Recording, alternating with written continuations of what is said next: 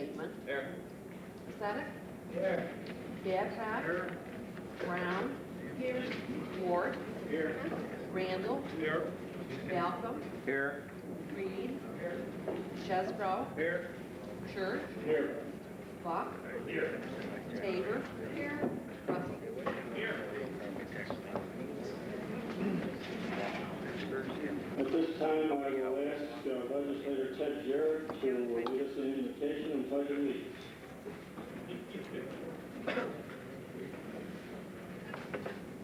Heavenly Father, today we gather at our county seat of government to offer guidance to our people. And as we ask for your blessing this day, we rejoice in knowing that you govern from a seat in every heart that is prepared for you. We give thanks to Jesus who taught us how, and we pray that you'll be with us to lighten our hearts, to sharpen our minds, to temper our judgment forever and always. Amen. I pledge allegiance to the flag of the United States of America and to the republic for which it stands, one nation, under God, indivisible, with liberty and justice for all.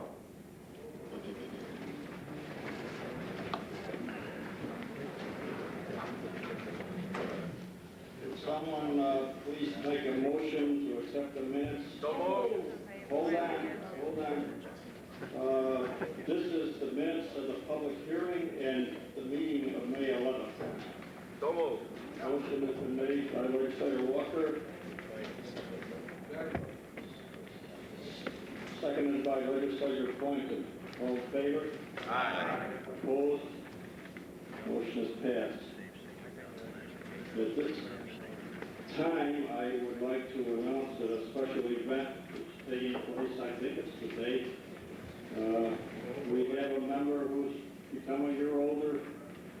Legislator McMahon, I believe, has had a birthday either today or recently, so I think it's appropriate that we sing happy birthday.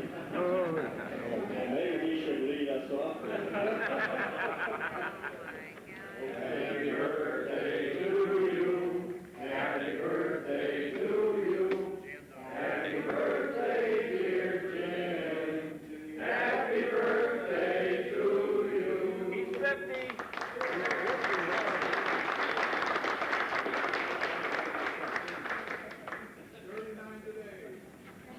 Somebody put a sign on my lawn and announced it to the whole world this morning.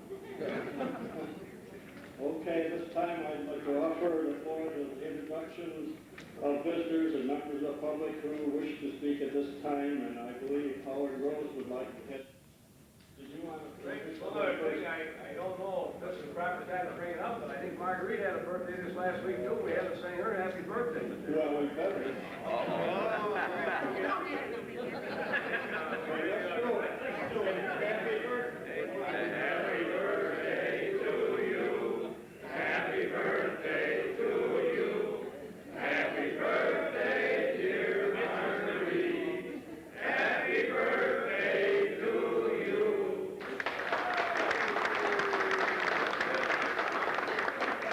Okay, one last one.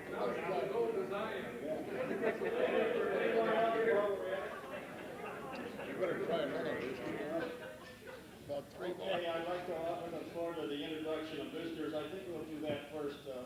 Legislator Sahaski. I'd like to introduce my neighbor, Cindy, Diane.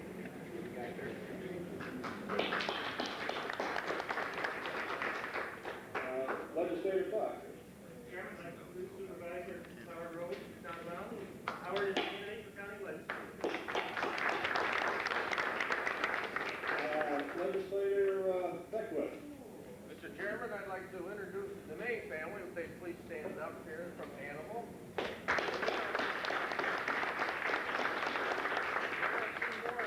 Legislator Bird. Mr. Chairman, Hold on.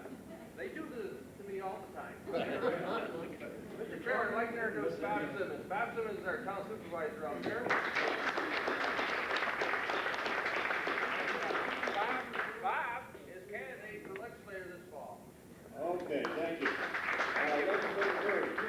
I'd like to introduce Bob Davis, who is the superintendent of public works and assistant to the mayor of the town of Village of Mexico.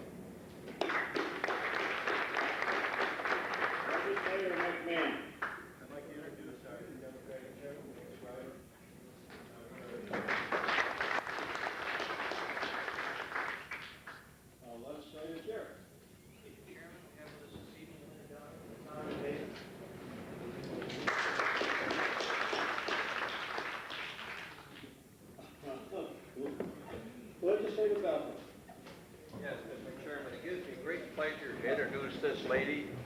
She is the first lady mayor that Pulaski has had in our history, and I'd like to introduce the Honorable Constance Haas.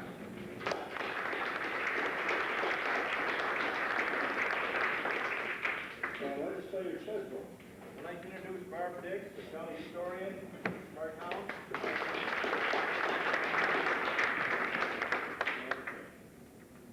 If there's no one else, then I would like to introduce Howard Rose, who will have something he'd like to say.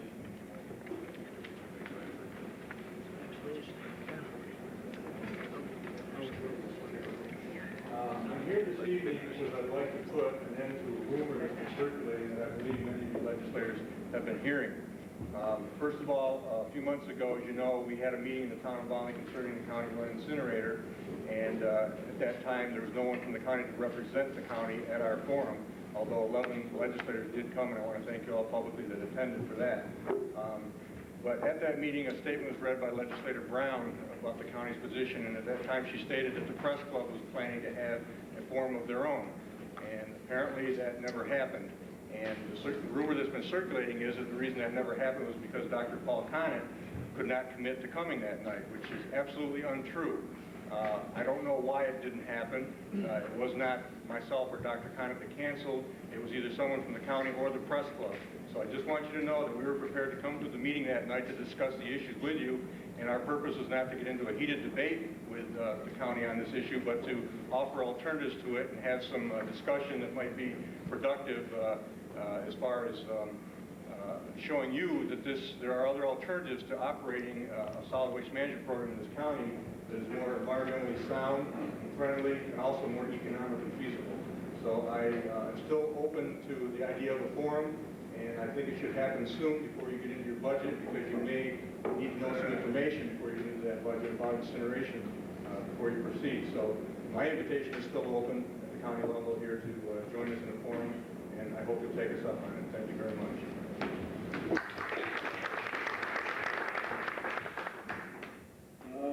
Anyone else?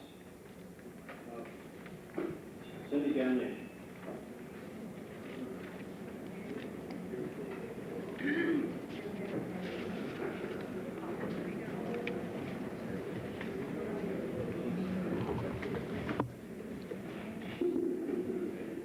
I'm wondering how many of you knew that we made Forbes magazine last week.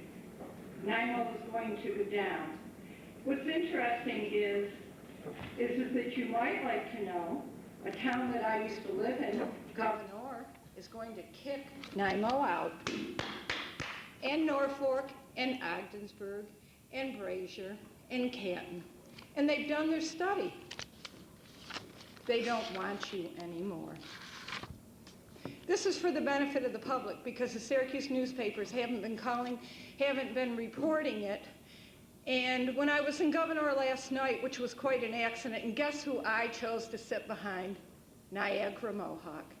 But I introduced them for the audience, and I told them what their game was, and I told them not to be afraid of them. I might want to read you one of their facts. Niagara Mohawk is starting their scare tactics up there. You might like to know that basically I talked to a lot of NIMO people off the record, and they said that this is going to be to Niagara Mohawk's advantage, because Niagara Mohawk is just going to transmit. You aren't going to have any taxes for the nuclear plants. About 40% of the engineers will go, because you see, the residential ratepayers are going to bail out the nuclear plants. As you know, Monday, all the corporations in the state are meeting in Syracuse because their rates are going to go down 30%. You know who's going to be left holding the bag? The residential customers who don't get rid of Niagara Mohawk. And that's what I told the people last night. Make sure you buy the lines, too. I have no games to hide. I'm not in love with NIMO. The only thing I've been told is some of you county legislators know that it's not going to be a 50% tax reduction. You've been told by NIMO that it's going to be 0. It's naughty not to tell the public ahead of time what's going on. You know that. But you know that I'll serve as your ambassador and tell everyone what I've heard. I'm sure you'll like that. Now, one of the things that they said is our community will be entering this market. That means public power, get rid of NIMO, just at the right time. we will be able to buy up low-cost electric power and not be strapped with the expensive mistakes of the past. For example, we can avoid high-cost nuclear contracts. Because of our rates will be competitive with the lowest cost utilities. You really should get the Forbes magazine of June 5th. It really says a lot. The 5 utilities that are going to be the losers all own nukes. But Niagara Mohawk got themselves into this mess. It really wasn't Scythe, and that's who they blame it on, along with the cost of 9 Mile 2. You might like to know that Niagara Mohawk has been to the PSC since 1990 and said, can you get us out of this? Well, guess what? NYPA's not going to buy it, so we're going to form a third-party corporation to run the nukes. But the third-party corporation, you see, won't pay the wages that Niagara Mohawk does because they're going to model it after Entergy of Mississippi. And I used to live in Mississippi, and I said, dear God, that's quite the model. You're going to be left with 3 nuclear plants, everybody else kicking out NIMO, and an awful and by the way, the bills are projected to go up double the day this happens. But like I said, don't worry. If you don't want to tell the people, I will. And I'm going to encourage every community to go public power. And I'll tell you what, when you go up to Governor, please don't mention the name 9 Mile 2 and that you like it. They think we're idiots. And they also said, thanks for the high cancer rates since the winds blow up that way.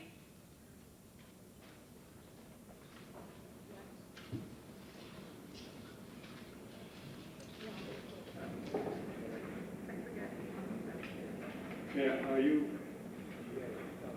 okay, I'd like to call on, we're going to have presentation of petitions, communication notices. I'd like to call on Legislator Boynton at this time for a presentation. Health Committee. Please come forward.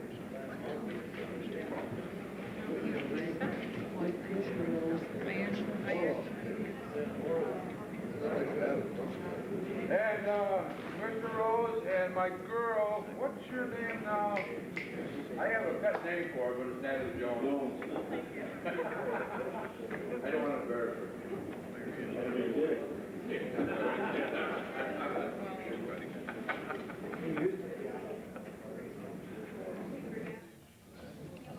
Ask Natalie to do a little bit of background on the best tasting drinking water contest.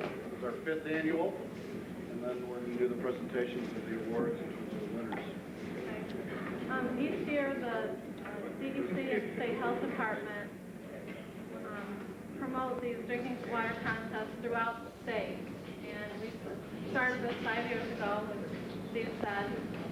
And this was our 5th annual. And, sorry. The purpose of this is to select the best tasting drinking water in the state. And it starts with our county contest. And our winners this year, we held our contest at the county fairgrounds on Saturday, May 27th. And we had 4 municipal water supplies participate. Only municipal water supplies could participate in the contest. We had 60 volunteer taste testers, and the winner of the county contest goes on to the regional contest, and the winner of the regional contest goes on to the New York State Fair. The winner of the New York State Fair gets the honor of being the best tasting drinking water in the state, and they get road signs and an award from the state. So today we want to present our winners of our contest. We're going to start with the 3rd place winner, and that was the Village of Lacona and Sandy Creek Joint Water System.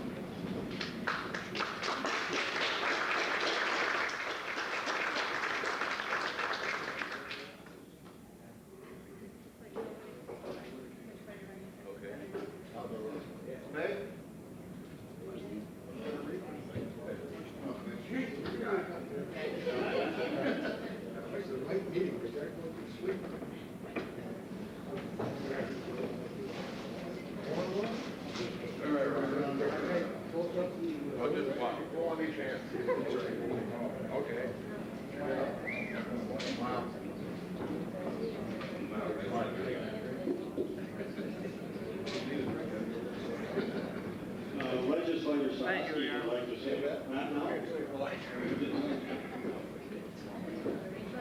second place winner was the Village of Mexico. Bob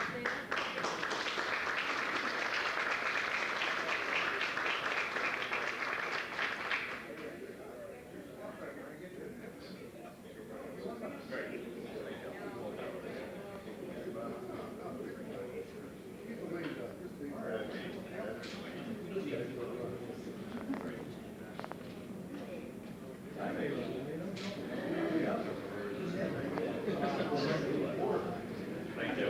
Thank you. In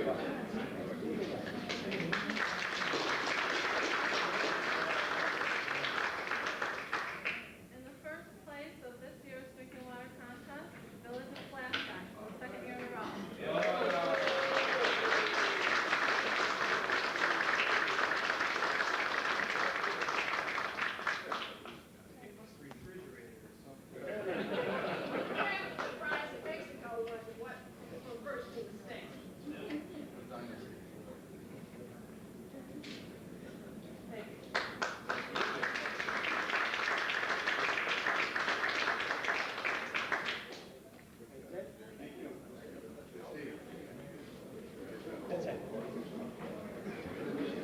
This time, I would like to invite legislators Murray to the proclamation. I'd like to have come forward our Rural Resource and Extension Committee members. And I'd also like to say that this evening, we have cheese and crackers back there. It's from one of our members, Legislator Brown, and Chocolate Works, I guess Legislator Ted Jarrett brings it quite often. We appreciate that. We have any more rural resources? Mr. Reed? I think there is something wrong there.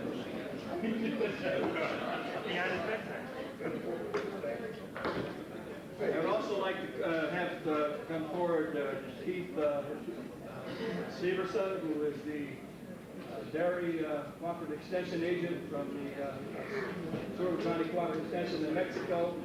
And I'd like to have him bring up our dairy ambassador, our dairy princess, Abby DeMay, and also her father and mother, Sue and Ellen DeMay. Please come forward.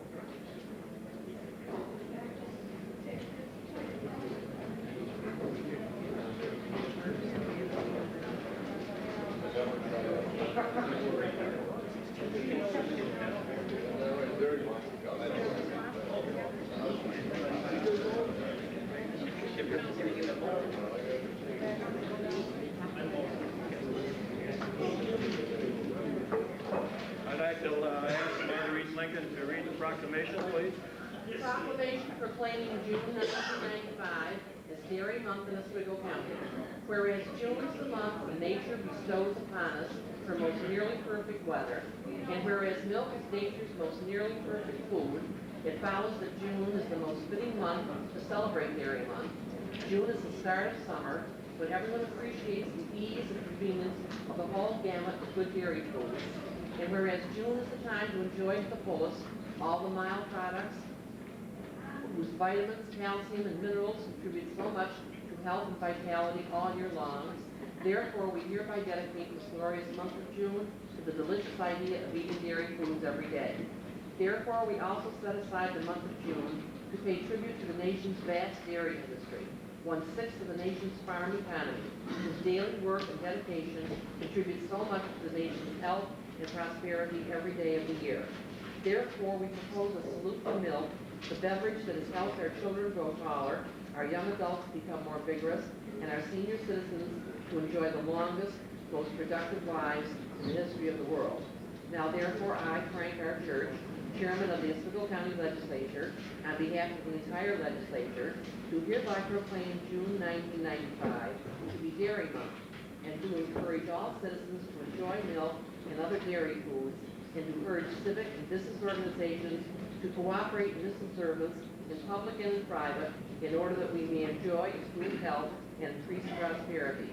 In witness whereof, I have hereunto set my hand officially and caused to be affixed the seal of the County of Oswego at Oswego, New York, On this, the 15th day of June, 1995, Frank R. Church, Chairman of the Oswego County Legislature.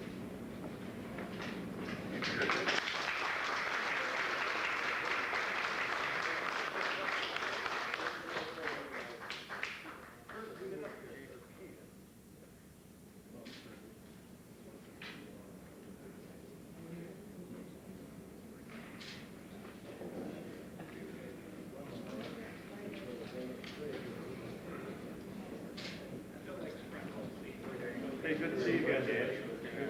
Take it easy. How many of you know?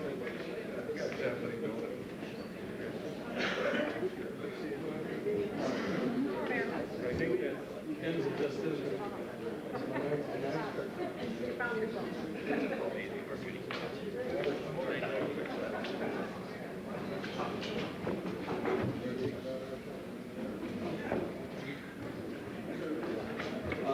Each of you at your desk have a brochure that looks like this. It's Human Concerns Incorporated, and they are celebrating their 10th anniversary this year. They have invited us to come over and to visit them. They're at over on Erie Street, 2 Erie Street in Oswego. What they do is collect food and distribute it to needy people throughout the year. They need our support, and I think they would feel that it would be helpful to them if some of us go, as many as possible, go over and visit them. And if we would like to, we can set a date sometime and go over as a group and see what their facility is like and hear what they have to say. They've been in business helping people for 10 years, and I think they deserve any recognition we can give them. So if anyone would like to go with me, we'll set the date and we'll go over someday and visit them.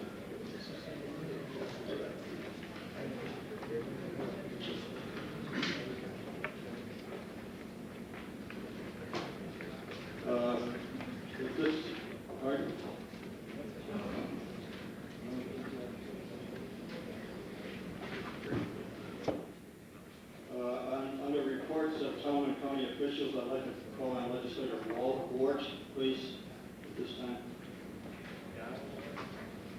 Pardon? This is from the Government Committee.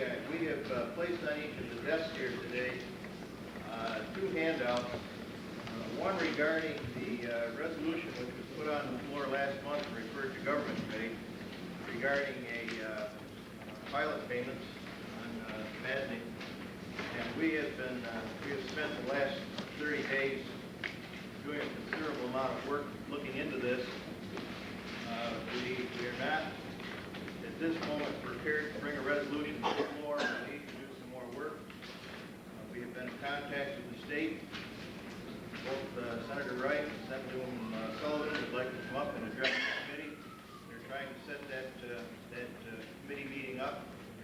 We will advise all of the legislators the date of the committee, of the meeting, so that anyone who desires to be there to get the state's perspective and hear what they have to say, as well as where we are on this issue.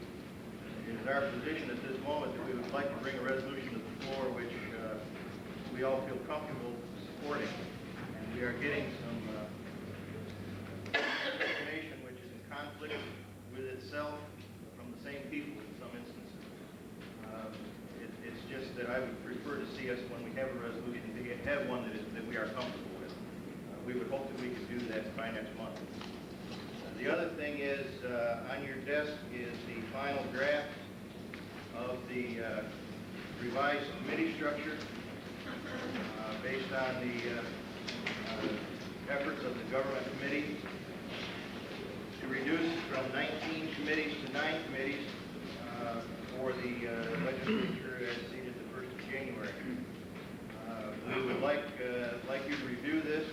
The committee will meet on the 6th of July, I believe is the next regular committee meeting.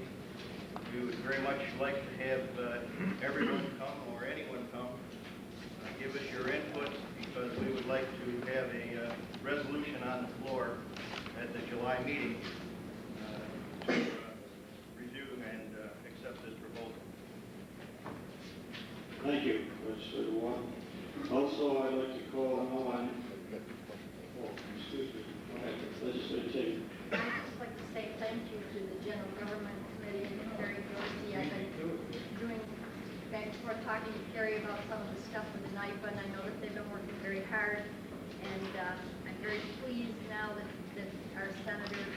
Jim Wright decided to come down and review this. I had talked to him in Albany in March about this, and I'm glad that he's made a decision to come down along with Fran Sullivan, so thank you, appreciate that very much. Thank you. Legislator Murray. Yeah, I'd just like to second that sentiment. That it's nice to have these reports in front of us so we can keep up with what's going on with other committees of which we do not keep track of. And I also want to thank Legislative Ted Jarrett, Chairman of Ways and Means. Ted has put together through the budget analysis, Steve, some of the savings that we have saved this past year.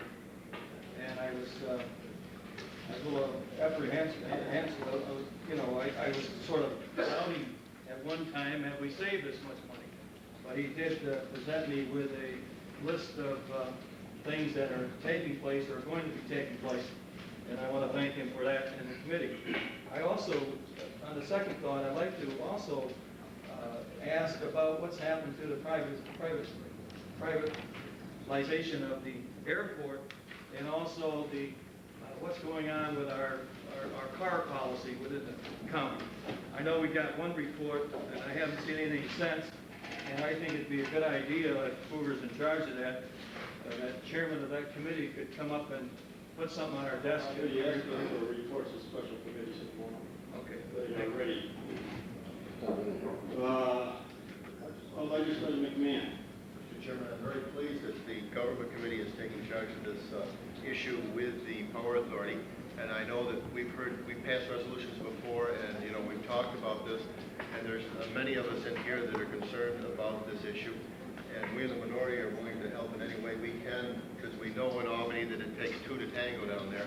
And I think it's time that the Power Authority, we can work to try to bring some money back to Oswego County to help the taxpayers here, and we're willing to work with the Government Committee in this body. Thank you very much for your effort. At this time, I will call on Legislator Crowley, who has something he would like to talk about. Well, Mr. Chairman, when I came back from the April meeting of the Central New York Regional Economic Development Council, I came to you with information that had to do with some hopeful good progress in our county. And I asked your cooperation to see that the proper people talk to 2 or 3 representatives that I asked to come and speak to you people. I particularly want to compliment Art and Mark Lichtenstein for taking a very aggressive step by holding the paper mill pulp and sludge brain session that they had on the 16th of May. Oswego County, and especially the River Valley, at one time and up until the late 50s, was the major producer of paper and paper products. And now history may be repeated, or at least given the opportunity to encourage the revitalization of the paper industry in our county. The possibility of Liberty Beloit in Scriba, a possible office paper recycler at the mill complex in Bonnie, some changes at Hammer Mill in Oswego to a corrugated board material recycler, the Armstrong Roll Industries expansion by adding specialty paper board out of Beaver Falls to the Arrowhead responsibility here in Oswego County, and with a large proposed expansion of shoulder paper in Richland. We have a fantastic opportunity. Let's not allow it to pass us by. I understand that even with these mills were to pay the tipping fees to the county, our 60-year, the possibility of a 60-year landfill now becomes about a 10-year landfill, because we expect approximately 300,000 tons of byproduct. The landfill would never take it. We need only to encourage and seriously help and present these new businesses with some idea of how we can handle their industries. Our own Public Works Department could turn this waste material into a saleable product. The research done by this and Mark Lichtenstein's group under normal processing cost, that the paper mill pulp sludge could replace coal. It could be used for mulch. It makes excellent animal bedding. It could make building insulation materials. And the raw materials now available, and with the addition of a proposed mill, would exceed 300,000 tons of waste that we got to process. This opportunity is similar to the very successful EARTH and the MEF that both are part of our outstanding recycling program. Oswego County has always been far ahead of most in the handling of solid waste and recyclable products. So let's add this new challenge to our past success and show new industry that we really and truly want them to come here. So let's not drop this ball. That the thing is hot right now, and let's proceed and see what we can do with this. It was a good meeting, Art. I read the executive paper on it. It was very well, very well done. So let's keep it up. Thank you, Jim. I will carry that message to the next meeting with Teresa recommendation. Any other reports of county officials, legislative Jarrett? I just want to make a comment. I want to thank Ed very much for his point very well made on the sludge situation. I think it's extremely important that Ed would stand up and to give credit to our outstanding solid waste division. They certainly are a shining star out there for us, and give recognition to those who are doing such a fine job, looking into the future, working very hard on getting results for us. I think it's very important. Thank you. I think, along with Mark's working on this every day just about, and when they get the results, I think he's going to maybe take care of himself in this problem, and what help they need, we can give them, we're going to give them, okay? And I think it's going to come out fine, and I think when they get the final results, you'll all get the message from the Public Works Committee or from Mark himself, and it won't take any time right now, but I know it's looking pretty good. But the point is, we're being cooperative. Oh yeah, definitely. And we're taking our time to look into it, and some entrepreneurs could make themselves a good buck. That's correct. But we found out by drawing this group together that they can probably solve their own problems with the county. And it's better if independent individuals do it, independent companies do it rather than the county. But we've taken the right step. Yes. Legislative Johnson. If it's appropriate, Mr. Chairman, I'd just like to make a comment here. Kind of a spin-off from Legislator Brawley's. I noticed on my desk, we have a letter from one Christine Rose. I'll just make a recommendation that perhaps the Public Works Committee could take a look at this letter and come back with a report on the feasibility of box board recycling. See if that could be done and even get a report back to the full This is legislature. part of it, Russ. Okay. I think Mark's already answered it. Haven't you, Mark, answered that to him? What's that? I'm sorry, Art, what? On the letter for Mrs. Rose, that you almost, Yeah, I sent a response to that, but it didn't get, it's probably in the mail because it just went out the other day. But what I basically told Ms. Rose is that that's exactly what we're going to do. We're going to Madison County and we're going to Oneida, Herkimer County. They're doing it as well. There is a market for the material right now at $80 a ton. The only question we have is how long-standing that market is. And but Madison is doing a good job at it. We've been keeping track of it, so we'll come back to the legislature and recommend whether we do it or not, probably at the next meeting. Thank you. Are there any reports of special committees? Were you going to speak on a previous? No, on the car committee. Okay, you're on. I'm on? You're on. Thank you, Mr. Murray. Sorry, Mr. Boyd. That's all right, no problem. Our car committee, first of all, I want to say thank you to all our committee members. They've been exceptional. We are working very diligently, meeting once a week. We do have a draft plan now in place. There's some little refinement to be done on it, but we expect to lay that before the legislature at their August meeting. At that time, they will have time to take it home, read it, mull it over, and come back, and we'll discuss the whole thing in September. Anything else you need to know, Mr. Murray? Well, that's a start in the right direction. Thank you. Specifics. Yes, sir, Ed. Floyd, you're just going to give us the report. There'll be no discussion on it? Because that August meeting is a disaster. Yeah, well, I just want to lay it on the table in August. You people take it home, and we can have a full discussion on it in September. And if this is all right, we'll move. Anything else? Anybody else? Anybody want to add to it, Jim? Floyd's been tremendous as a chairman. Scott, taking a look at everything, he's been very fair and open, and I think it's a very good report that you'll see. And we've looked at it from every possible way, and like he says, he's a slave driver. He's had us here every week working at it. So we'll have it to you in August, and then hopefully in September we can discuss it and go back. Thank you.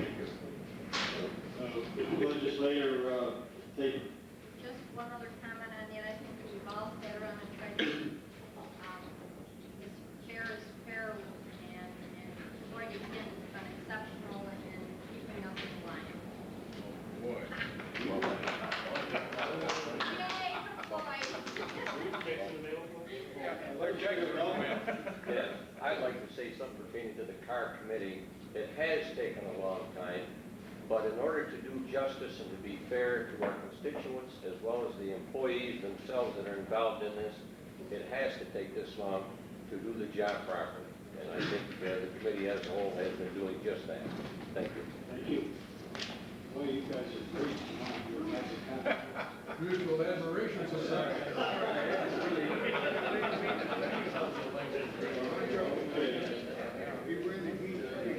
We get the report of something from the contest. I think that ends our reports of special committees, so therefore we will go into resolutions. Excuse me, is this where you want to be? You're right in there. This is the appropriate time. Okay. I received this letter from President Ken Patrick from the Fulton Veterans Council, and I would like to read it in its entirety. On August 14, 50 years ago, America's most devastating and costly war was over. With the surrender of Japanese forces, thus ended years of battle on two fronts, continents, and oceans apart. This was accomplished only after millions of lives were lost and many more crippled for life. Truly our greatest tragedy and victory. As a 50-year remembrance to those fallen and others touched by this conflict, this council, working with the city, will erect a new monument. The monument will honor all branches of service. The monument is planned to be positioned in a small park by the War Memorial and Fulton Recreation Park for everyone to see and pay their respect. In order to accomplish our goal, it is essential that we solicit funds to help us attain a goal of $5,000. We would appreciate a donation to honor our veterans. It was their effort that has preserved our democracy. I'd like to give you a copy of this, Mr. Chairman, and Legislator Brown as Chairman of the Veterans Committee. Thank you very much. Thank you, Legislator Sahaski. At this time, then, we will proceed with the agenda. And the first resolution, number 1, is by Legislator Jack Beckler. Mr. Chairman, I'd like to offer the following resolution and urge its adoption. I'll ask the clerk to read the heading. Resolution authorizing the execution and delivery of deeds properly sold by the Oswego County Legislature, titles to which were acquired by the tax sales of 1943 to 1991. Is there any discussion on this resolution? If not, all in favor? Aye. Opposed? Resolution is adopted. Resolution number 2 was by Legislator Earl Skinner. Mr. Chairman, I offer the following resolution. I move for its adoption. I'll ask the clerk to read the heading. Resolution creating the position of Corrections Administrator for the Sheriff's Office. Is there any discussion on this resolution? Legislator Bateman. I noticed Sheriff Nelson is in the back. I wonder if he can just expound on what was in the letter about justification for the position.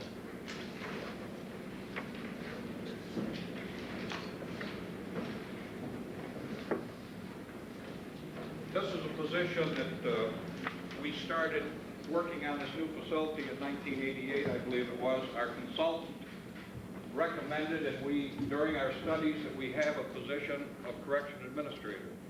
We worked on it right up through until 1991, and at that time we presented it to our committee, which passed it. We went to personnel, and it was turned down, I don't know, about 2 or 3 times. Just as you all know, this last year we moved into the facility. We, again, are trying to get this position. It's been recommended by our consultant again. Most correction facilities in the state of New York have a correction administrator, an assistant correction administrator, majors, captains, lieutenants, and sergeants. Our facility, we have one lieutenant. That's it. We've built a multi-million-dollar facility, probably one of the best in the Northeast, and we're running it with a lieutenant. We need someone that's real skilled in corrections. This new facility, and the ones that haven't been up to see it, should come up and see it now that it's in operation and see what goes on day to day. We've got to have someone there, not 24 hours a day because we couldn't afford to have an administrator there 24 hours a day, but we've got to have someone there at least during the day with hands on every day, 8 hours a day, to make sure that everything runs smooth. We do it now with a lieutenant, we do it now with the undersheriff, and we do it now with me, piecemeal. We can't spend all our time in the jail because we have another division that's in the criminal division. That's why we're asking for this position, so that we can have a good, smooth running facility. And if we spend millions to have this facility, why not run it right? Chairman? Yeah. If we approve this position, do you think that that's going to be able to handle that position, or will we be looking for an assistant? As you said, most facilities have 2 or 3. Are we going to be able to do the job with one? Well, we're certainly going to try. I don't know. It certainly is going to be better than the way it is now. Back in the old days, the old jail, we had a corrections supervisor and assistant corrections supervisor. But they were, one was a lieutenant, the other one we called him, I don't know what we did call him, he was a warrant officer, I guess. Sheriff, I'd like to make a statement. When I was on that committee, from the beginning of the construction of the jail, we did take a trip to Stroudsburg, Pennsylvania. And the facility was very, very similar to what we have. It was, I believe, a 230-bed facility. And one of the cautions that we were given as a committee, Earl was there, and Barb, you were there too, that the one mistake we do not make is to make sure that one person is in charge of that jail. And we haven't done that yet. It was part of the plan, and I think this is a step in the right direction. And I would very strongly support this, because you've got to have that one person that's responsible for the operation of that jail. Legislator Walker? Yes, I'm Sheriff, M5 of 44,389 to 55,487. I hope that salary is towards the 44, and I hope it's quite a bit less than what Mo Todd makes, because Mo Todd's been there for 20 plus years, and I would hope, I believe, probably 55 is maybe more than what Mo makes, under Sheriff. That's more than Mo makes, that's more than I make, yeah. Well, I would hope it'd be considerably less than what the 2 of you make. We've got to have it in that range, at least in the 44,000, if we get anyone that's worth anything. That's what happened years ago. We had a price of, I think we wanted to pay the guy $30,000 or something, and we couldn't even get a guy. The one good guy that we could get was making more money as a lieutenant at his correction facility, and we didn't get anyone. So you're saying that we might go more than what, we might hire somebody for more than what you make, or more time? Very well could be. That is the range for the M5. Well, but I don't know, I'm sure, I'm not the personnel director, but I don't think that they start someone at the high end of a range at the beginning. Legislator Hanson? Surely, could a captain or lieutenant position be in charge of the jail and report to Mo or you, the day-to-day operation? It doesn't matter what we call them. A correction administrator is the title that's been brought out by the Personnel Committee. The guy there now, the title, I believe, is Correction Supervisor, and we call him a lieutenant, just to give him some kind of rank, because a CO2 is a sergeant, and a CO1 is a private, so to speak. Well, I was thinking that a captain or a lieutenant would probably fall below this salary range. We don't have anything, we don't even have people that call, we call him a lieutenant ourselves to give him some kind of a rank, but his title is correction supervisor. Now, a correction administrator, if you want to call him a captain, we have no title of captain, so we can't have a salary raise. There's nothing for him. Your correctional officers do have titles. They have sergeants and lieutenants. We have one lieutenant. We call him a lieutenant, but that's not his title. His title is correction supervisor. The sergeants are, the title is correction officer 2. Legislator Beckwith was the next one. Sheriff, you need somebody with qualifications and experience. And this facility is different than the other facility with the other kinds of that I'm aware of. So wouldn't it make more sense to pull somebody that's been with the facility from the beginning, something that person is doing a job? It would if the person was capable of doing the job. Now, if he applies, we'll certainly look at it. And if he meets the qualifications that's for the correction administrator. Legislator Buck. A couple points to make, Carl. The point really is not so much the title of the position, but rather what the person in the position can do. What we see, and I will freely admit, as of the last 2 years, I have not been supporting this position. This year I have. Being on the committee and being more associated with what's going on, I see the need for an overseer, if you will. Whatever you want to call the person, really immaterial. There are people out there, there are other facilities that do have the same or similar types that we have, as far as the electronics, as far as the variety of levels of incarceration.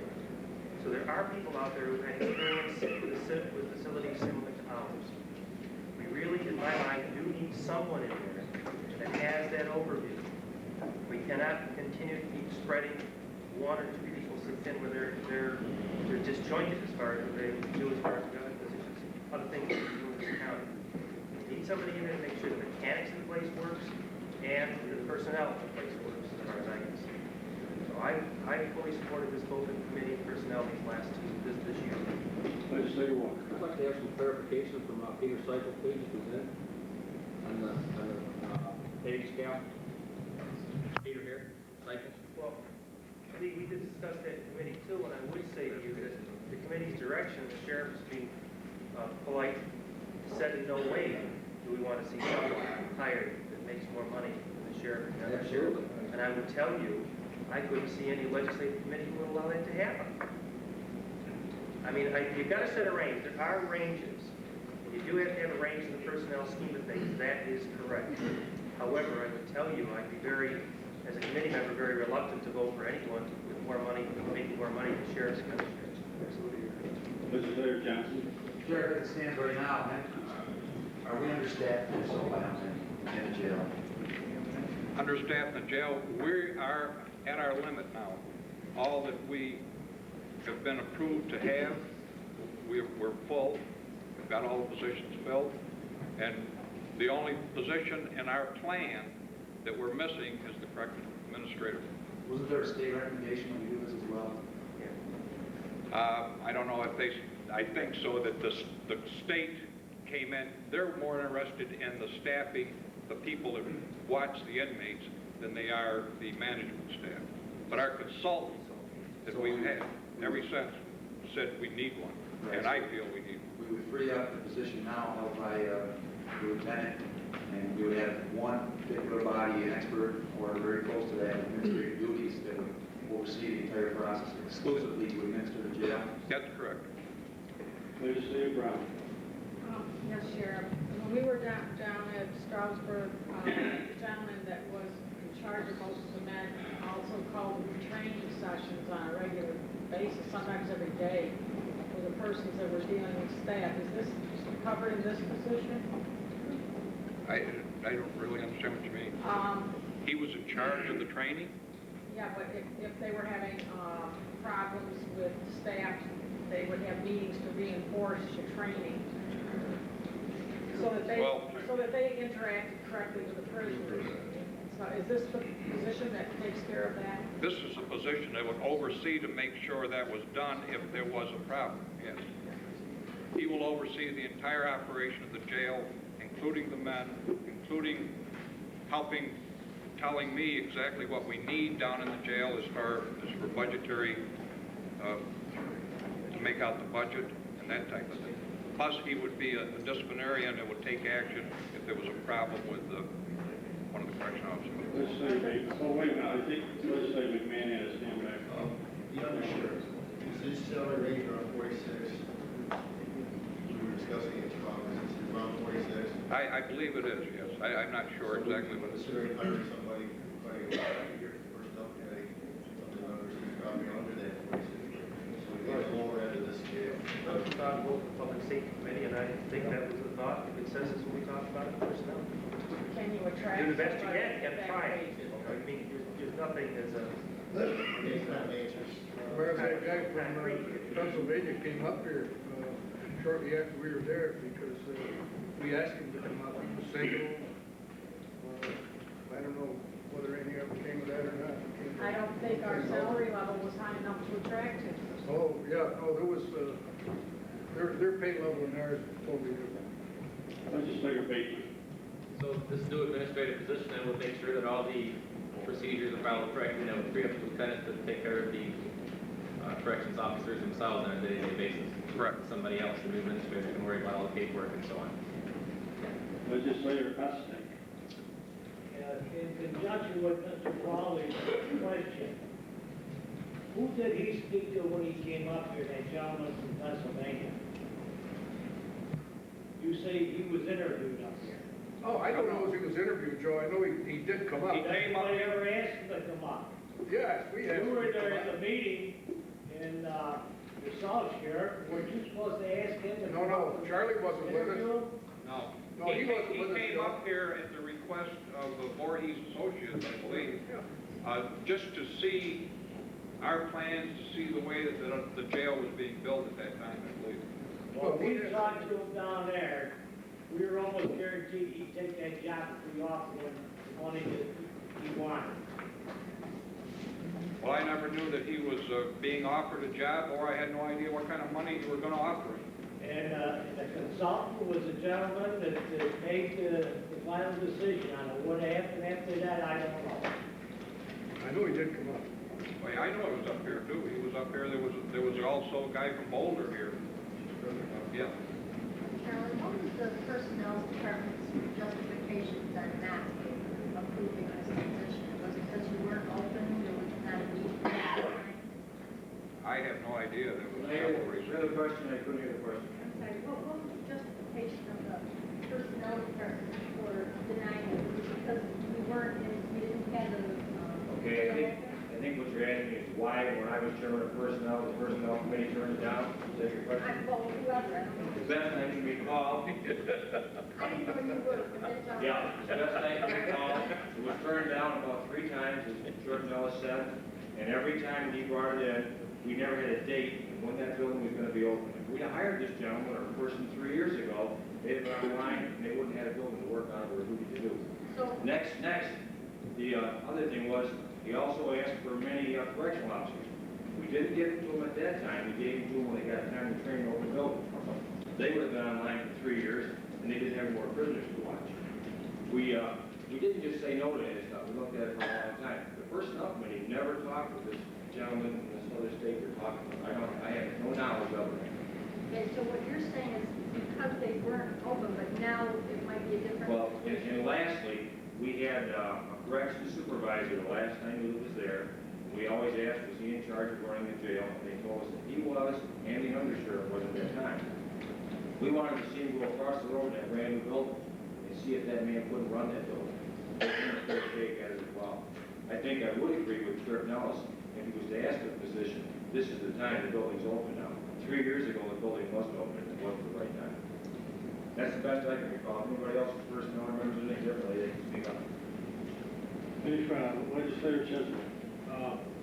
Charlie, you're basically asking for a position, but you're also asking for funds to pay for the position. Is that correct? So we're looking at next year, $60,000 with benefits, health, retirement, so on, added to your budget to pay for the position.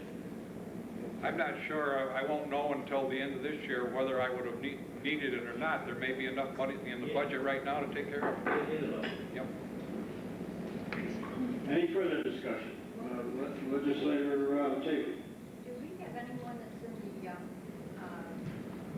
the sheriff's department that will be taking the early incentive program? No. For retirement? No. Legislator Bryant. One last thing I'd like to add is if this position is approved, I certainly hope that it's a person with a background in corrections, not just a retired law enforcement officer. Any further discussion? Not all in favor? Aye. Opposed? Yay. Resolution is passed. Who are the names? Bobby, Hanson and Chesbro, and Edie and Brian. thank you very much. You'll be under me, Bob.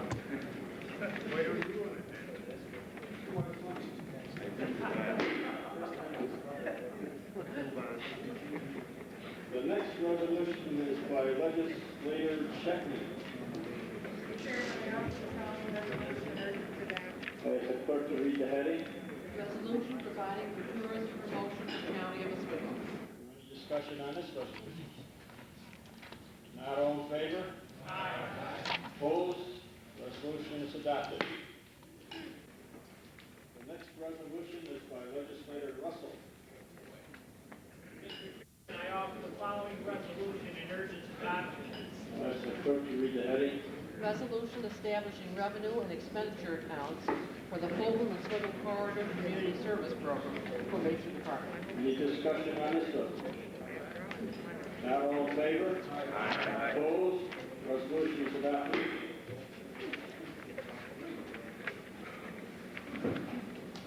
The next resolution is by Legislator Warrendorf. Chairman, I offer the following resolution. Clerk, read the heading, please. Resolution authorizing the establishment of revenue and appropriation accounts for the Fair Housing Program. Is there any discussion on this resolution?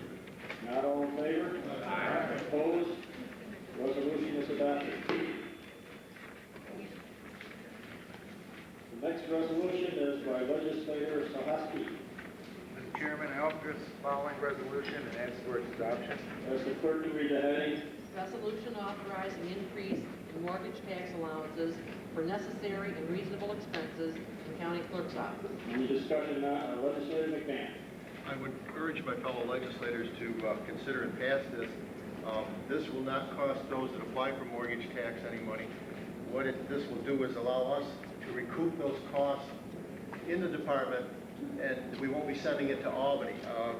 We in the County Clerks Committee have been taking a look at this for quite a while. We've asked George to come out and take a look at it and provide some information. We have a sheet that shows where we get that $7,000 from, and this is something that will benefit the county greatly, and I appreciate George's efforts, and I don't know if he has anything he'd like to add to this. County Clerks Committee, or County Clerks Department will make more money. That's what it'll mean for the county. Any further discussion? Legislator Jarrett. Mr. Chairman, I just want to commend the county clerk on this effort. Ways and Means, we've asked all the departments to increase their revenues wherever possible without increasing the tax load, and this is certainly in that direction. I appreciate that very much. Any other discussion? Not all in favor? Aye. Opposed? Resolution is adopted.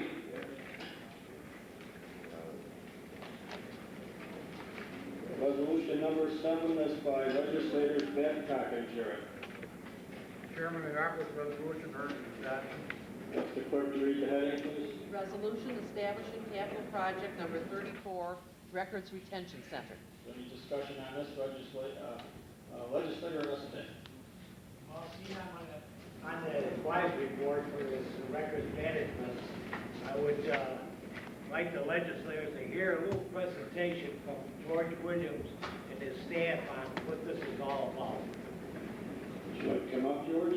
Well, I think everybody can hear us. I have a couple people and some other people that's on the Records Advisory Board with us, kind of to speak to the condition of our records. We have taken some pictures back here, and I think on your desk you have some pictures. They're in black and white, and these are in color, and they're a little bit better. It's really to show you the condition of our records, and quite honestly, there's some of them that are the archival records, which have to permanently be kept and never can be thrown away.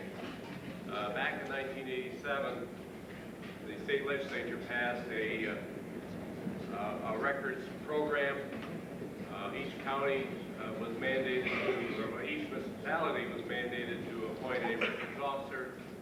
This legislature appointed me, and we've been working on it for the last 4 or 5 years, kind of creeping along, and finally, with the urging of a number of the legislators on the floor here today, they've asked us to put this package together, and we have.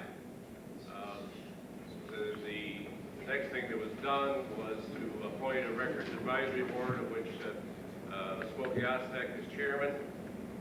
There are some other legislators on it, and there are some department heads that are on it. At the same time, the Buildings and Grounds Committee went on a little search for a place that would house, could be our record center, and they are recommending the old sheriff's complex, at least a portion of it. And that's where I think this resolution is asking it to be placed, along with a capital project to get it up and off the ground. I have Barb Dix here, who's the county historian, who now is heading up the records division in my department. Barb, do you want to just say a few words?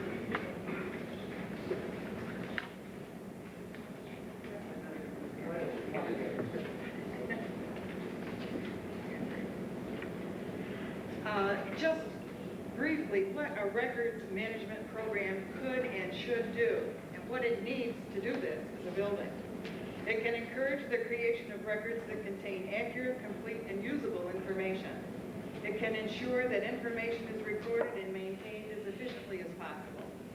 It can discourage the creation of unnecessary records, minimize the workload on staff who are responsible for filing, maintaining, and retrieving records, provide information quickly and easily when needed by government officials and the general public, and that's probably number one. Ensure the periodic, systematic, and legal destruction of records that have no further administrative, legal, fiscal, historical, or other research value, and identify, preserve, and encourage the use of records with enduring value for historical and other research.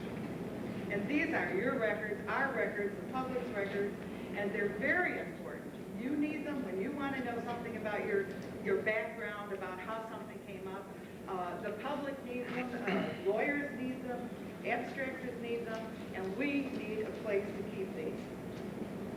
The important thing is, go ahead. Just a question, George. What is the difference between a record that we can microfilm and destroy the originals, and what we need to keep? What do we need to keep we can't microfilm?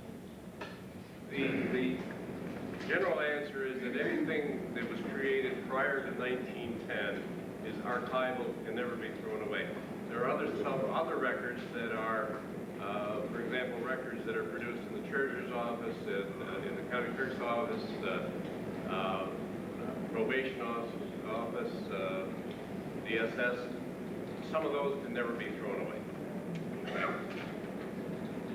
Then there are inactive records which will eventually be purged and can be thrown away. And then there are records that are being used, not every day, but from time to time, that can also be stored in the record center and can be retrieved. Case in point is up to DSS, and Fran is here, and I think she would be willing to explain to you what her problems are out there right now. Up until 2 years ago, they were filming and microfilming a lot of their records, and it just got overwhelming, and now they're just kind of stumbling over them out there, and they got a new building. Fran, do you want to? I think it's a matter of storage space as well as maintaining the records. We have probably 175 to 200 file cabinets records, and we have some records that we have to maintain until the youngest child in the case is 28. So it creates a significant space issue for us. We also have to have records that are acceptable to the courts and acceptable for audits, and that was part of our microfilming problem. It's also having records kept, or microfilmed that are readable and usable for audits and courts. Legislator Walker. Yes, after this project's done, I don't know if I should be referring this question to you, George, but when it's all said and done, are we going to have to hire more staff to run this building? We're going to have to hire more people? I presently have 1.5, maybe 2 people total in the records area. Sure, you're going to have more people, but there's ways of getting them and getting them funded. Through grants? I sat on the Buildings and Grounds Committee,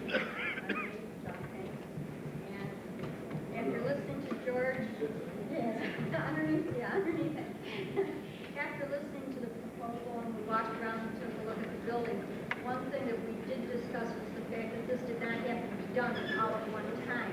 The amount of money that we have in here, built in here now, we start with our archival, I believe we talked about, and then George applying for the grants, this could be done in increments where it wouldn't come all at one time out of the general fund. We could basically maybe even do most of it through grants as opposed to general fund money.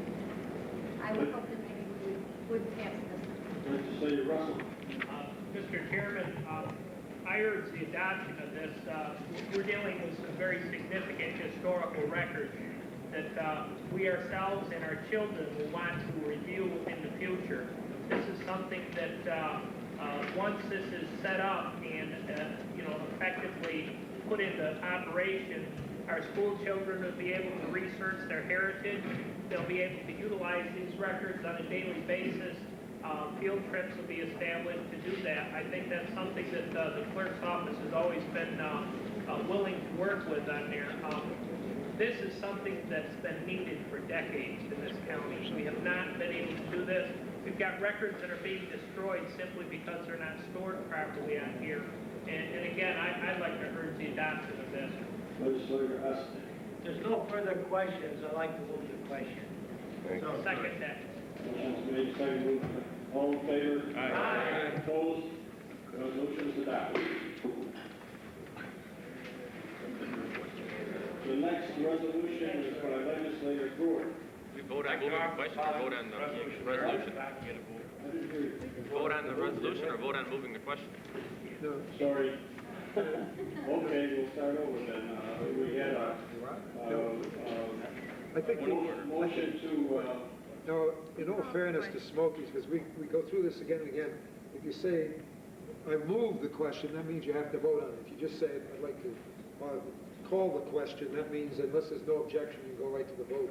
So if you say call the question, you don't have to have a vote on it. Unless somebody objects, and then you do something. So I think his intent was just I said the latter. call the question, yeah. That's right.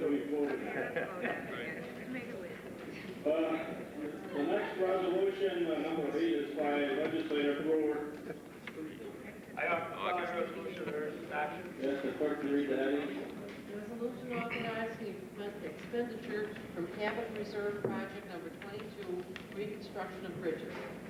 Any discussion on this resolution?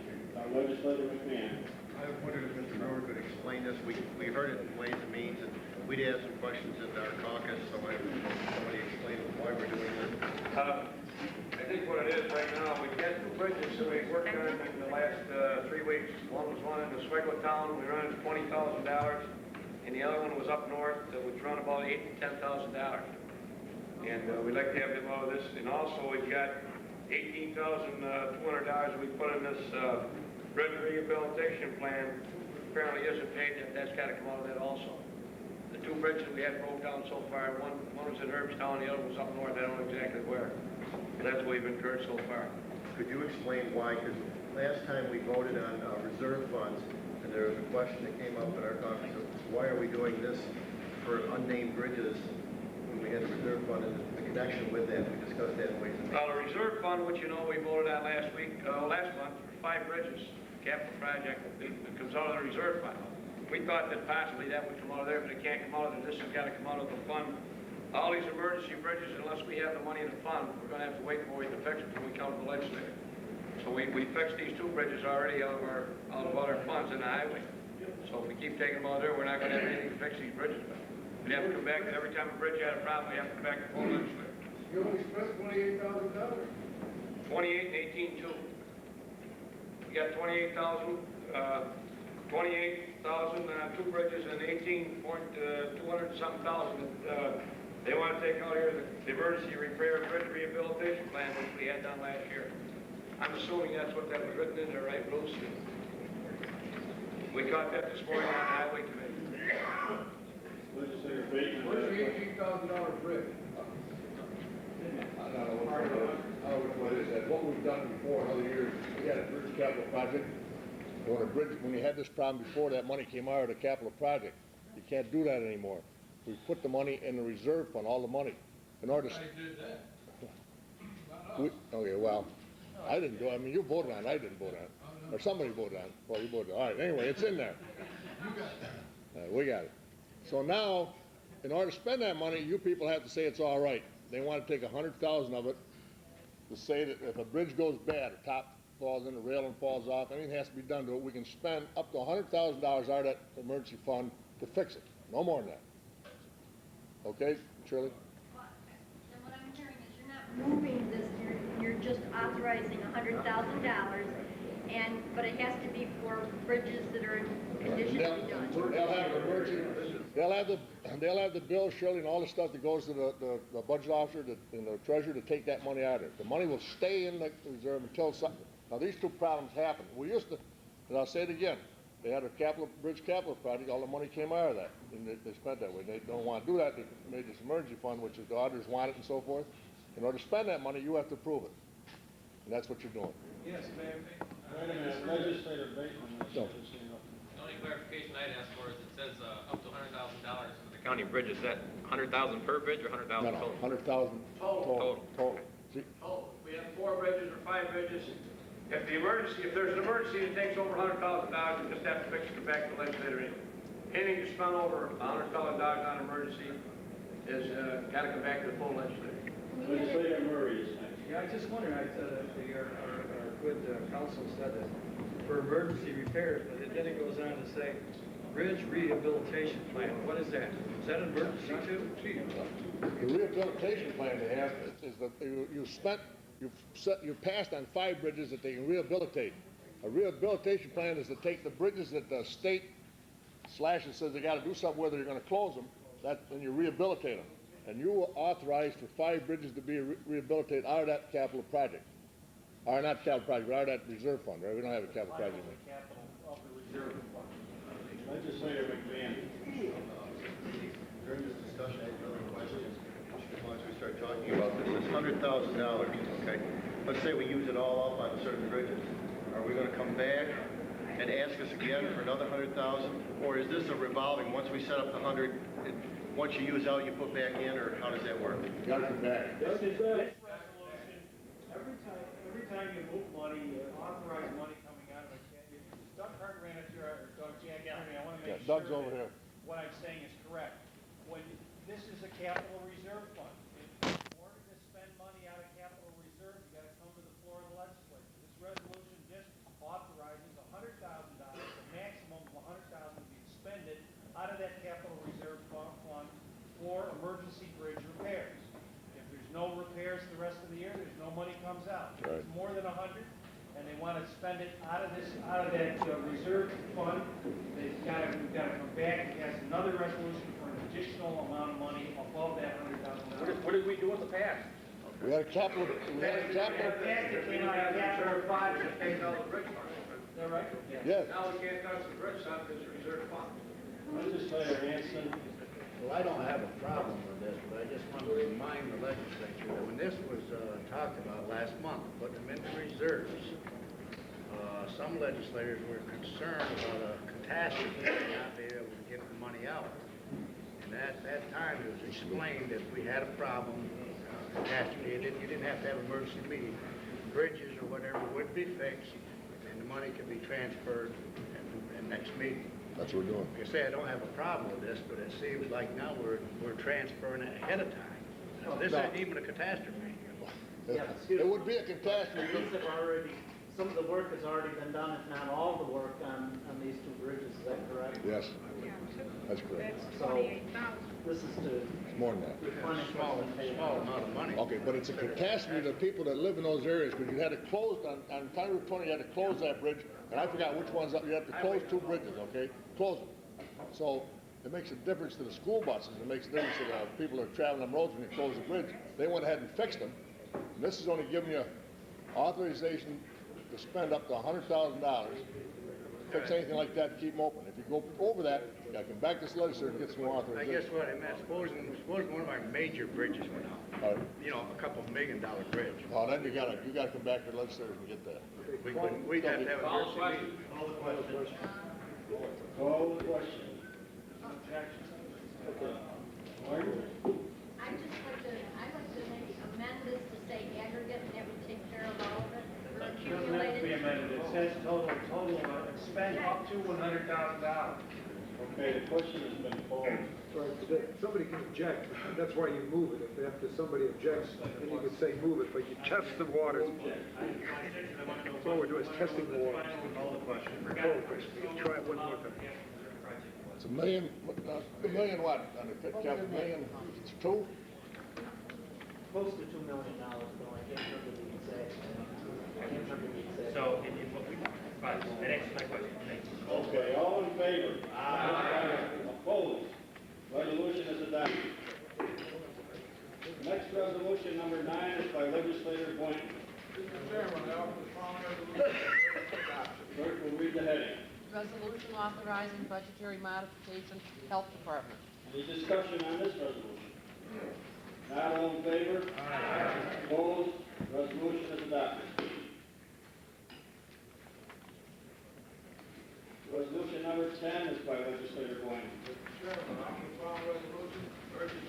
Clerk will read the heading. Resolution authorizing budgetary modification, Health Department. Any discussion on this resolution? Not all in favor? Aye. Opposed? Resolution is adopted. Resolution number 11 is by legislator Boynton. Chairman, I offer the following resolution, urgent adopted. Clerk will please read the heading. Resolution authorizing budgetary modification, Health Department. Any discussion on this resolution? Not all in favor? Aye. Opposed? Resolution is adopted.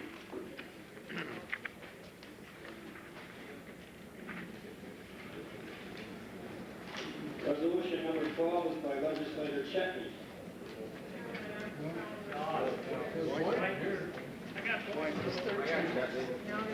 number 12. Which one do you? 12. Jet. I got 12, check. I got 12. It's Jet. number 12 by Helen Chetney. Yeah.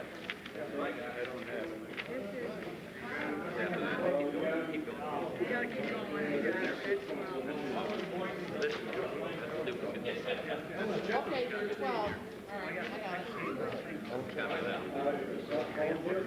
One of them, yeah,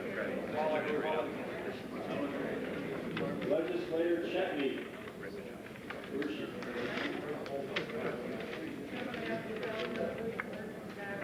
Clerk will read the heading. Resolution authorizing budgetary modification, Department of Promotion and Tourism. Any discussion on this resolution? Legislator McMahon. Is this the one with 3,052 on the back sheet? Yes. Yeah, thank you. Any other discussion? Not all in favor? Aye. Opposed? Resolution is adopted.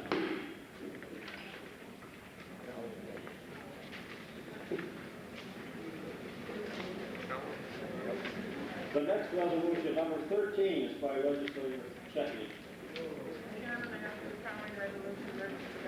As the clerk read the heading. Resolution authorizing budgetary modification, Department of Promotion and Tourism. Any discussion on this resolution? Not all in favor? Aye. Opposed? Resolution is adopted.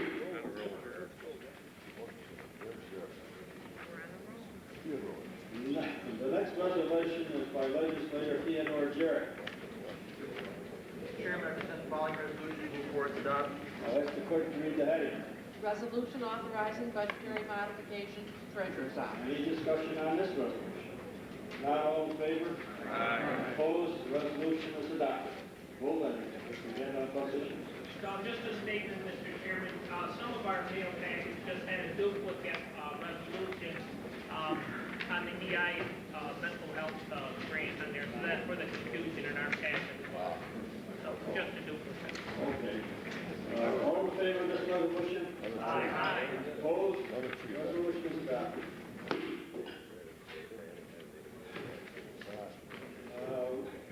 Resolution number 15 is by Legislator Sahaki. Chairman, I offer the following resolution and ask for its adoption. Clerk, please read the heading. Resolution authorizing budgetary modification to County Clerk's Office. Any discussion on this resolution? Not all in favor? Aye. Opposed? Resolution is adopted. Next resolution is number, That's the last resolution. Yeah, but I have to waive, I'd like to ask to waive the rules to consider an additional resolution that I think is on your desk. Did anybody not get a copy of an additional resolution?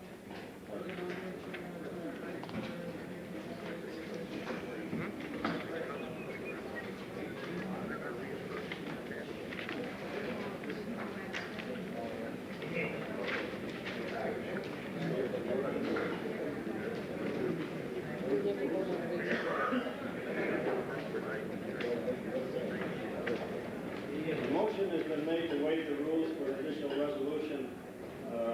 Is there a second to that motion? Yeah. I second it. All in favor? Aye. Opposed?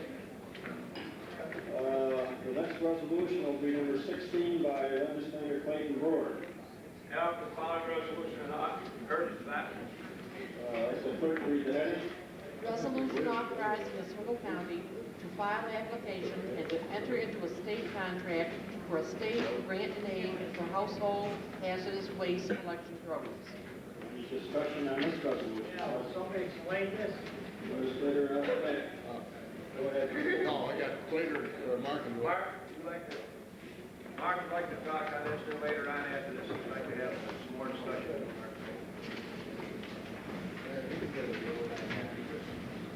On your desk also is a memo, very small type.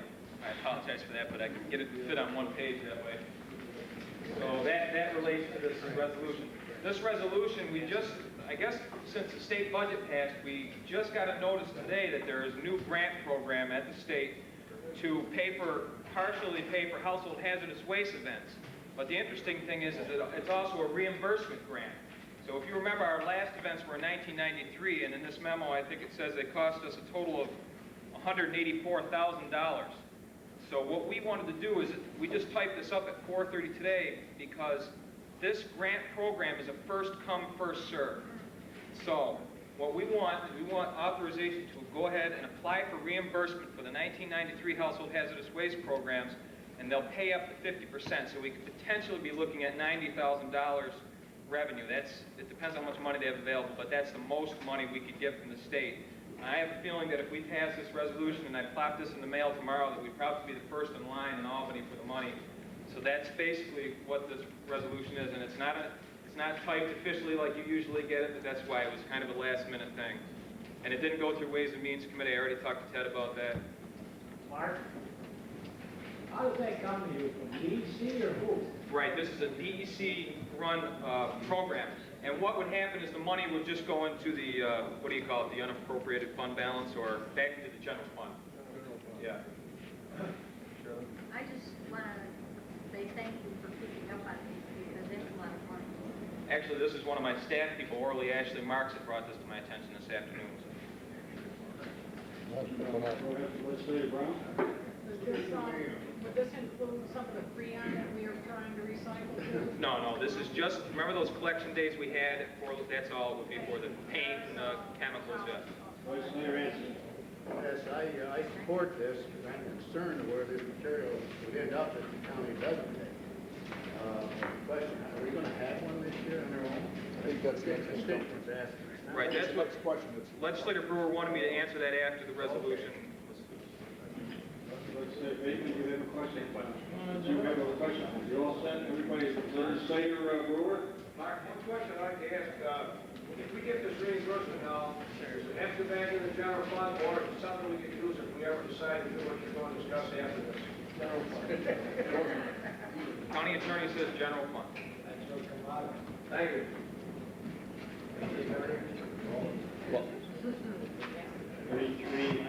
Are we anticipating having a hazardous? I suppose they. Hold on, okay, is there any further discussion? Pardon? Okay, all in favor? Aye. Opposed? Resolution is adopted. Go ahead and answer that. Now, the next breath out of when are we gonna have the next, hazardous waste collection? That's what you wanna know, right? And that's what Clayton wanted me to address. We built some money into the budget last year to do a small household hazardous waste collection day this year, but that was cut out of the budget during the budget process last year. But the committee still authorized me to go ahead and go out and get some quotes from companies that perform the household hazardous waste day. We have to have independent companies come in, and we did that. And those quotes came back, and they actually came back lower than, if you see 1983, 184, we're estimating about $150,000 is what they came back at. But the committee wants me to go back to the Public Works Committee with basically two different looks at this. Whether we should go forward with some kind of an event this year, which would mean the money would have to come from somewhere, you know, contingency or somewhere else, or to not do an event this year and look at other options for next year, like these type of days or other more permanent options, but there's problems with that as well. But that's what the committee has authorized me to do. Go back to them within the next couple of weeks with recommendations. Mark, you said that when your budget was cut that, but it didn't specifically cut that, it just cut money out of That's your right. budget, It wasn't identified as household hazardous. So It's we still- could have that without doing something that was, you're saying was taken out of the budget. It wasn't taken out of the budget specifically. Right, it's in the other fees and services line, which is 5438. And there was $100,000 in there, and it was reduced to $100,000, but that's what we internally had that money set aside for. That's where leachate comes out and all those type of things. Otherwise, the program was not illegal. No, the legislators didn't, Right. yeah, that's good, yeah, I see what you're saying. The legislators didn't cross out, That right. we cut out solid or St. hazardous we waste. made more on recyclables, right?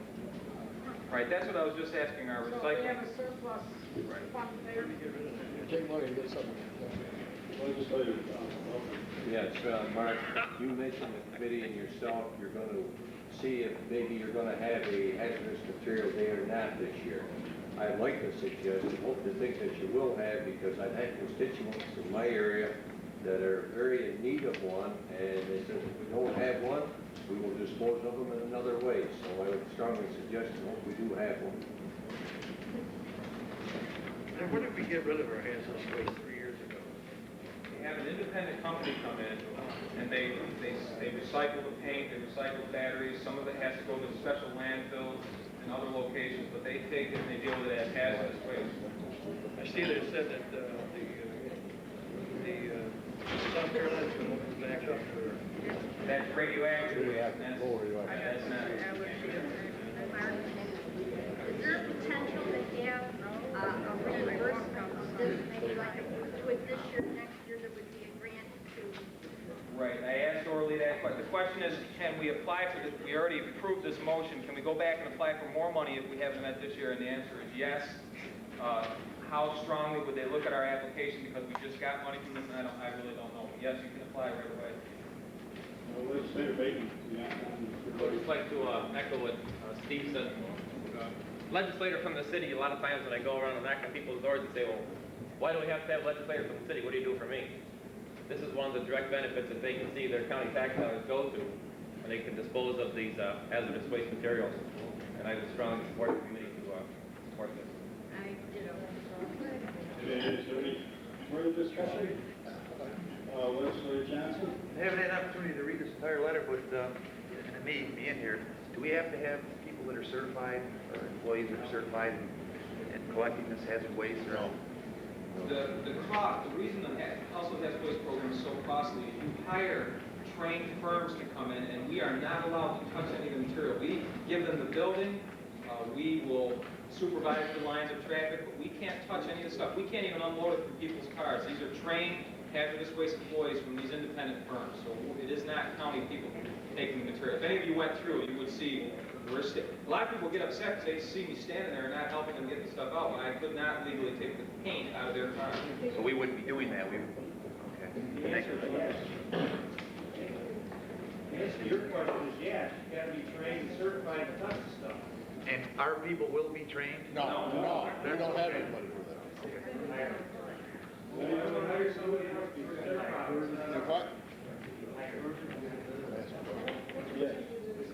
For speediness, am I hearing that the legislators would take the necessary amount of money out of the contingency fund to have a hazardous waste cleanup day? Yes. I mean, we could tell the Highway Public Works Committee to go forth with that then, and it would, I know if there's money anyplace else, it ends up in the balance anyway, but, so we can take it out of there and get moving. Is that the idea? They don't want it just hanging around the county, and you don't know what they're gonna do with it. I understand that. I have no problem with it. Legislators shall. Why can't we do that right now? We got 36 legislators here, why can't we vote on it? I don't know. Why do we have to This go is a anywhere else? resolution to vote on right here. No, authorize spending up to $150,000 for hazardous waste. Hazardous waste? I'll make a motion that we spend up to $150,000 for hazardous waste. I think, again, I think it would be inappropriate because Clayton has already pledged that they're looking at this matter. I think if you want a straw vote of sentiment, just from the group to give you some sense of direction, but not to put it on the floor, because at this point in time, you come in with a resolution. But you can ask for a straw vote, Clay, if you want right now. That's what I was going to ask Mark for the straw vote, because the Highway Committee's been concerned about this now for several months. So if Mark can get a straw vote here without any problems, we'll take it back to Highway immediately, we can come back with it. I think you'll have a resolution. It takes quite a while to plan this thing, doesn't it? But you should have a We're resolution. gonna postpone it a month when you got everybody here. Why don't we recess for 5 minutes and let them vote? Legislator Bryant. You have a motion, and I'd like to second the motion. Motion has been made and seconded to have a hazardous waste cleanup. Do we have to set a date? I would recommend that this motion be sent to, tabled and sent, that we vote the table, send it to the appropriate committee. It's not going to lose any time because I think we're now serving as a committee in the whole, and we don't know exactly how they're going to play this thing out. And I would rather let the committee do that than to jump. Yes, if you say sentimentally we want a hazardous waste cleanup day, we'll do it. But to just do this on the spur of the moment, you're immediately becoming a committee of the whole again. I second the motion. All right. Yes, thank you. Motion Yes. has been seconded. All in favor? Aye. Opposed? Please raise your hand opposed. Roll call vote. Roll call vote. Voting on the motion or the table? Table. To send to committee, please. Table is sent to the committee. Manson, No. Skinner, Edick, No. Bryant, No. Brewer, Yes. Sahaski, No. Boynton, Yes. Weinhold, No. Frawley, Yes. Johnson, Mr. Chairman, I feel like I just walked into the romper room here because I'm a little befuddled as to what's happening here. I like this idea, but I'm going to vote yes to table it. We need to look into this further. The Keeney, table's non-debatable. Keeney, Yes. Want to debate? Beckwith, Yes. McMahon, Murray, Yes. Warndorf, Jarrett, Yes. Greenfield, No. Benchak, Yes. Shalfo, No. Hansi, Yes. Chetney, Yes. Turner, Yes. Walker, No. Bateman, No. Sedek, Yes. Babcock, No. Brown, Ward, Randall, Yes. Malcolm, Yes. Reed, Chesbro, No. Church, Yes. Buck, No. Tabor, No. Russell. Yes.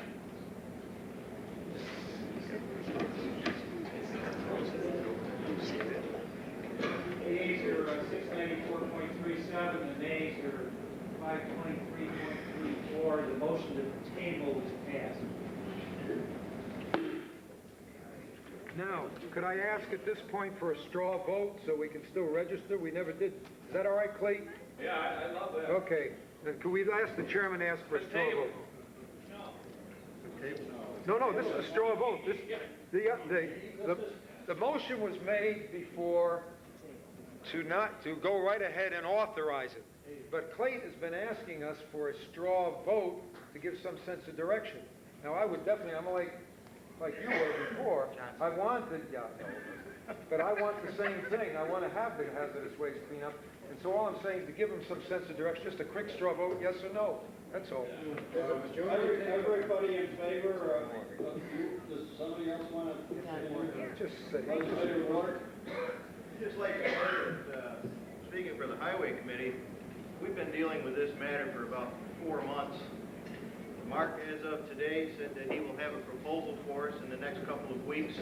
We can come back in a couple of weeks, we'll have the numbers, the straw vote is meaningless. I would suggest we get on about our business and wait for the facts in 2 weeks. Okay. There you have it. All right. I'd like to ask Bruce, does a motion take 2/3 or majority vote? It was a motion, it was just. It was a motion to table. Just majority. It's sent back to committee. Mr. Chairman, I move that we move into executive session for purposes of negotiation, unless there are other announcements. I'll second that. Let's, if there are other announcements first, go ahead. Like a recess for 5 minutes. We need a longer recess than that. This will only take a second. We haven't voted on this yet, so. I don't want to be, I have a quick question while Mark is still here. You know, we discussed a year ago concerning the sludge situation at Bristol, or not at Bristol Hill. And we were supposed to have NIMO come back and talk to us. And I understand now that they're going to start sending the sludge back to Bristol Hill. Is this? That's not true. It is not true. They're not ready to start it No, back. they're not going to send us in. Now,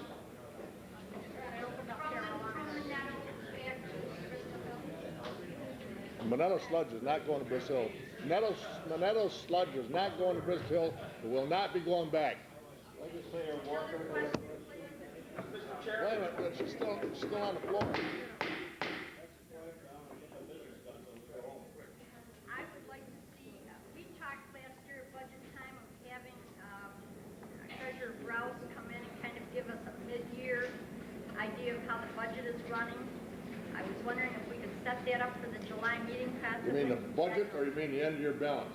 Well, he said that we could have reports during the course of the Okay. year as to how, if you know, if we have any major problems, or maybe we're not doing as bad as we thought we would, just kind of have an idea. Okay, what the problem has been so far with the state budget being as late as it is, we really don't have anything yet. That's what he's going to tell you right tonight. And that's what we've been talking. We talk every day on this, and that's what we're waiting on right now. So probably by the next time he'll have something, next meeting. Go ahead, Legislator Walker. Mr. Chairman, I know His assembly screwed him up. it might sound like a broken record on this matter, but it's got to pertain with the video camera that's been going on for quite some time. It's been brought to my attention by the man that is doing the job that he has been laid off from his work and he is not able to get unemployment because of his little side business. And he has expressed an interest to me that he is probably going to quit doing it because he is not getting compensated whatsoever. And I think that would be a sad day that I have a lot of constituents that do watch it, won't be able to watch because we're not doing it. And I would ask the General Government Committee to strongly look at the matter and come up with something because the people that can't get out watch it on TV, there's many of those people. It's been a matter we've talked about for quite some time now. Thank you. Legislator Turner. Mr. Chairman, before we go into the executive session, I would just like to comment on one thing that our first night meeting of the year, you know, was very nice.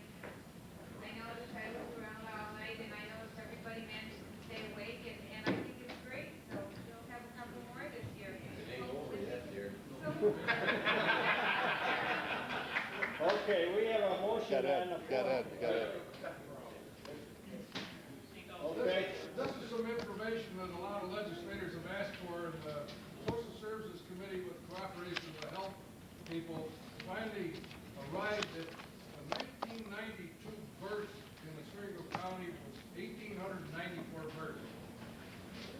31% of those births were out of wedlock mothers. 40% of those births were Medicaid funded. And 12% were teenagers between the ages of 15 and 19. In 1994, our best estimate is that 50% of all births are Medicaid funded. So we're talking about some real change here. And this is some of the changes that were proposed in the state budget. How it's going to fall into Oswego County, we don't know, but that's a lot of dough. I got one announcement before. Have an announcement before we go? Yeah, Me too. go ahead, Margaret. Two announcements. On your desk is a lot of material, I realize, but don't overlook the county fair information because your tickets for the fair are in an envelope. So please look at the material there and take good care of it. County Administrator. After the executive session, we will reconvene. There'll be no vote as far as what we're doing in the executive session. But I have a tape that I'd like all the legislators to be able to see. And we listened to Howard, Mr. Rose, Supervisor Rose tonight, as far as Dr. Connett's statements. There's another side to the story. That's the name of the tape. It's put on by St. Lawrence County and what they've done up in, what he had accomplished up in St. Lawrence County. And I just would like you to see this tape. I think it behooves you to see this and help you on your decisions when you're going to have to make it sometime, if you rectify, don't rectify, or what do you want to do. I just want to get both sides out here, and tonight I want the press and everybody to come back. It's open for anybody to watch. Okay, we have a motion on the floor. Frank, the pictures that we had from Government Day, They're in there, you got an envelope with them. yes, but did the children have that picture mailed to them? No, I think we give it to them, don't we? I don't know anything about it. I've taken them Well, myself. last year they mailed them to them. Bill Church would know more about it. Those are there for you to give to them. Those are the pictures. How come you didn't make 5x7s? Crack your eyes, will get strained looking at that thing. Say it, we're downsizing. Ed, we're downsizing in the government, downsizing. Sure did. I looked at that, it was about 7:30 before I got my eyes back and forth. Well, the older people are like that. Yeah. The answer to your question is they're not 5x7s because we're trying to reduce the cost. It saves about $2.80 per frame. See? So if you're I'm telling you. 3.5 You have to get new glasses, bud. Okay, we still have a motion on the floor and seconded to go in executive session. Aye. All in favor? How about a recess? We will have a few minutes recess at this time. Hey, Clay.